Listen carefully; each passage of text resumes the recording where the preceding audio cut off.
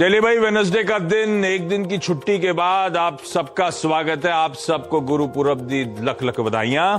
खैर, चलिए आज के सेशन की तैयारी कर ली जाए। और आज क्योंकि एक दिन की छुट्टी के बाद लौट रहे हैं तो एक दिन ही दो दिन के क्यूज डाइजेस्ट करने हैं। 2 दिन मतलब यूएस में मंडे को क्या हुआ, यूएस में कल ट्यूसडे को क्या हुआ। तो पहले बता देता हूं मंडे को हम लोग जब क्लोज हो रहे थे 1/4% के उछाल के साथ यूएस के तीनों फ्यूचर्स ट्रेड कर रहे थे। ये डाइजेस्टेड। हम चले गए छुट्टी पे, ये तो कल का है, छोड़ दीजिए इसको। पहले यूएस में मंडे को 1% से 1.25% तीनों बेंचमार्क्स में उछाल।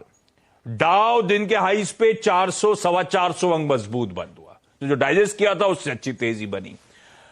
उसके बाद कल का सेशन जो अभी दिखाया डायरेक्टर साहब ने, वो कल का था। कल फिर 400 पॉइंट के उछाल के बाद 300 सवा 300 पॉइंट का फिर डाउ में मजबूती, आधे से 1% फिर से सारे बेंचमार्क्स मजबूती के साथ कामकाज कर रहे थे। और आज सुबह के फ्यूचर्स फ्लैट है।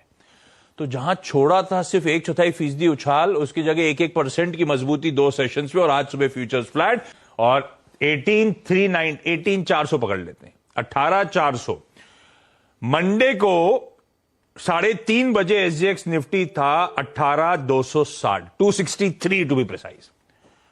तो 260 पकड़ी, इधर 400 पकड़ी। दरअसल हम 140 पॉइंट की मजबूती के साथ शुरुआत करेंगे। इस तरह के इंडिकेशंस एसजीएक्स निफ्टी देता हुआ। तो हम दरअसल जो दिख रहा है उतनी तेजी नहीं, इससे कहीं ज्यादा तेजी, 125 से 150 पॉइंट के गैप के साथ आज हम लोग अपने सेशन की शुरुआत करने जा रहे हैं। यह है कहानी। ऐसे में ग्लोबली हुआ क्या, यूएस के मिड टर्म पोल्स अंडरवे होंगे मेरे ख्याल से। जैसी खत्म होते हैं उसके बाद से अगर क्लियर कट रुझान बन रहा होता है तो डिक्लेयर करना भी शुरू कर देते हैं। तो खैर, वो कहां पहुंची स्थिति, कौन किस टाइमलाइन पर हम लोग वर्क कर रहे हैं, नीरज जी बगल में बैठे हैं, इनसे समझूंगा। नीरज जी गुड मॉर्निंग, क्या हाल चाल रहा 2 दिन? 2 दिन बहुत बढ़िया। मार्केट में अच्छी तेजी कंटिन्यू रही। 400 पॉइंट की तेजी उस दिन ही बनी और कल भी अच्छी तेजी है।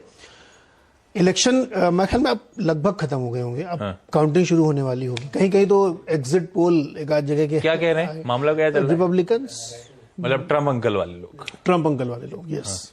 ट्रम्प अंकल बोले 14 तारीख को कोई धमाकेदार अनाउंसमेंट करने जा। अभी ये इनके हाथ में नहीं होता। प्राइमरीज के बाद तय होता है कि कैंडिडेट कौन बनेगा, लेकिन अपनी इच्छा तो आप रख ही सकते हैं। तो ट्रम्प साहब, और ट्रम्प साहब सबसे बड़े नेता हैं इस समय रिपब्लिकन के, और उनकी इच्छा भी है कि वो दोबारा से फाइट करें। एज तो काफी है ट्रम्प साहब की, दिखती कम है लेकिन है। नहीं, एज काफी है। बाइडेन साहब से थोड़े छोटे होंगे, लेकिन एज तो बाइडेन साहब की इच्छा अगली बार चुनाव लड़े।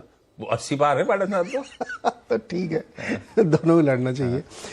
लेकिन दोनों हाउसेस की जो सीट्स चुनाव हो रहे हैं उसमें रिपब्लिकन्स जीत सकते हैं, इसकी संभावना और होप दोनों बहुत ज्यादा है। इसलिए मार्केट इसको लेके बहुत खुश है कि अब बाइडेन साहब के ऊपर जो ना लगाम लगेगी, जो बहुत ज्यादा जन कल्याणकारी योजनाओं पर पैसा बहा रहे हैं। आएगा इनके हाफ टेन्योर का वर्डिक्ट। लोग हर 2 साल में मिड टर्म पोल होते हैं। बेसिकली लोग वर्डिक्ट देंगे आपकी आधी जर्नी रही कैसे एक्चुअली, और आगे की जर्नी कितनी मुश्किल होने वाली है, क्योंकि पॉलिसी सुधरना मुश्किल हो जाएगा। तो हम लोग देखते हैं अभी थोड़ी देर बाद रिजल्ट काउंटिंग शुरू हो जाएगी और फिर एक पोल वगैरह आने शुरू होंगे। एक आध जगह आए कि एक रिपब्लिकन गवर्नर साहब जीत रहे हैं, तो ये एकदम इनिशियल एग्जिट पोल्स है। तो मार्केट इसी बात को डिस्काउंट कर रहा है और इसी होप में देखिए लगातार वहां पे तेजी बनी हुई है। एक ऑब्जर्वेशन है जहां पे दर्शकों को ध्यान रखना चाहिए, वैल्यू स्टॉक्स ज्यादा चल रहे हैं, आईटी टेक्नोलॉजी ये सब नहीं चल रहे हैं। डाउ आउट परफॉर्म कर रहा है।